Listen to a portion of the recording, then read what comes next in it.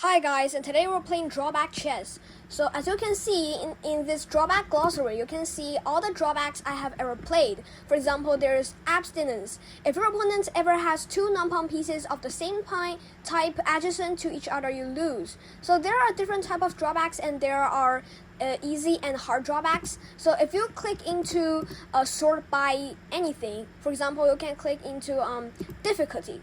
And as you can see, these are the easy ones. And if you roll all the way to the bottom, cowering in fear is actually the hardest one. You can't move a piece of less value than one of your opponent have taken. So just like this, we can just proceed the game with different drawbacks. And each drawback will be some level. If like this triangular scene is more to the easy ones, like to the green easy ones, you can just proceed the game more like normal chess. So let us just join queue, and let's hop on a new game. So each game you get two. Wait, did I just? Okay, I join queue. Okay, so each game you get two different drawbacks. One is from your opponents and one is from you, and you can only see your own drawback when you first play the game.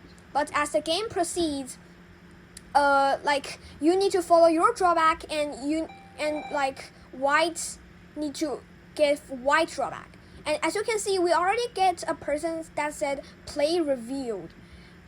We will also reveal that to opponent because like I'm a fair guy, but I actually don't like I don't like review drawback because there's no fun. So my drawback is can't move pieces that are one square behind your pawns. Can't move pieces that are one square. Okay, so if I move the pawn, if I move the pawn here, I can't put the knight here. And I can't put the bishop here. I think that's what it means. My opponent drawback is Medusa. Any pieces that are currently attacked by our opponent's queen are turned into stone. Okay, that's pretty easy. And I think he just sacrifices himself with a drawback. It's not a great decision because now my first move will be open up the queen side, and then I'll put it there, and already much pieces can't move. And as more pieces can't move, like when opponent have no pieces that can move, I just win the game. Okay, so my opponent still didn't move, and I already revealed the drawback to my opponent. I think my opponent don't understand what it means.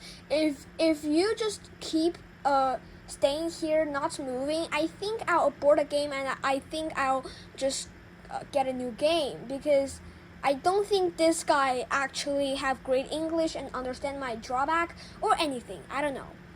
So I'm still waiting for him to move.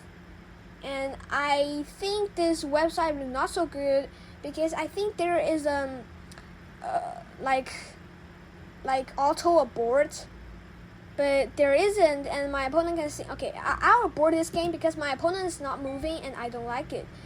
And let me just get to a new game because this opponent is just not moving. I don't know, he's going to the toilet or something like that. Okay, we got a new game now. Rook on the 7th. By move 15, you must move one of your rook onto the second rank. So what do you mean the second rank? Like, is it like this rank or this rank? I don't know, but he says onto the 7th, so I think I need to move the rook like there, maybe. I think that's really hard. I think. Okay, so I just need to sacrifice my rook, right? I think this is my drawback. My drawback is like on the 15th move, I need to sacrifice my rook on the 7th rank in order to win the game. Like to proceed the game, not win the game. I think sacrificing the rook is not very good, but we need to play this game and exchange pieces really fast, so that we turn into the endgame and my rook can be happy on the rank. So he's playing a normal 4-move checkmate. Let me just block. We still have 13 turns remaining, so I'm not really scared. He probably will play this and I'll block with the knights. These are all tactics, and not tactics. These are all opening theories. So I don't really need to think much. I think I can even pre-move that. Well, one thing that is really funny about this chess is like normal when your king is in check, you cannot castle. But in this variant, even if you're in check, you can still castle. So this is just pretty funny. And it's only pretty funny though. It's nothing else. It's just funny. So he already gave a pawn away, which is pretty weird. And he just wanted me to go here and not only threaten his queen and threaten a fork. We'll take that. We still have 10 turns remaining. And my opponent is playing principal, and he didn't reveal his drawback. Not like the last one. Probably the last one just go out of the game and board the game. He's just disconnection. I don't know. So now there's common begin. Okay, this is actually the top move. Now just to keep safe, we might need to develop the rook out. So it's pretty hard because if you go here, your rook can't come out because your pawn is blocking. Yeah, it's not really easy. We need to find a way to let the rook out. Let's just develop this h pawn and make our opponent feel very weird.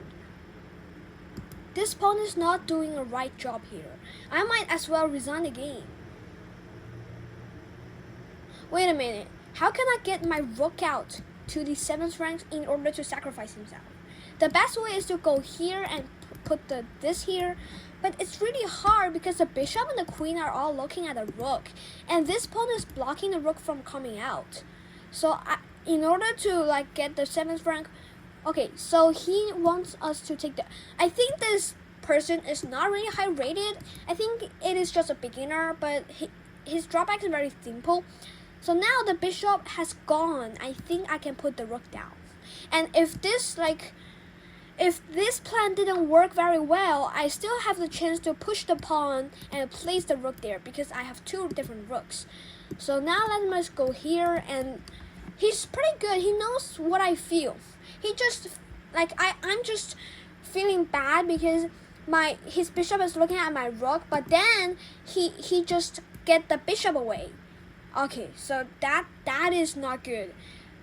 The thing about this move is that it's blocked the pawn from going out, so it's harder for the rook to come out. Now my opponent probably is weird about what is happening.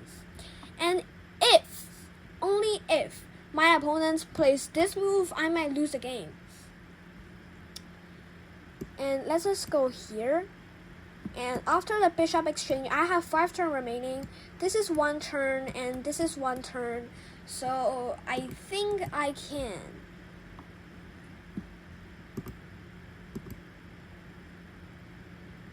So this guy is racing. If it's 2nd turn, and he just do this. Well, I'm just not.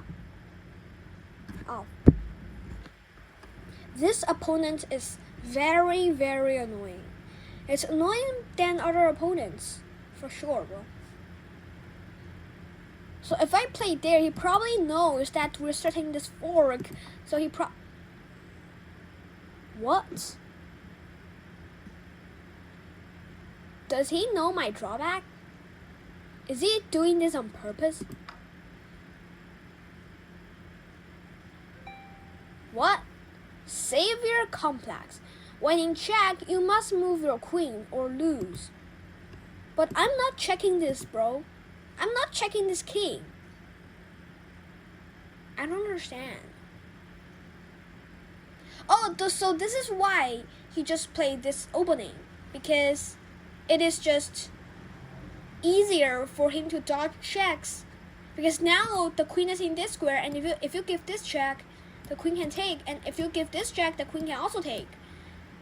Oh, so that is why. And I think I'm actually harder than my opponent. That's weird. But I think you just need to sacrifice 1 rook. And already my opponent is sacrificing his queen. So I'm not really sure. So I think this is a game. If you want more drawback chess, subscribe and see you in the comments. And I will try to play more of these fun chess variants. Bye.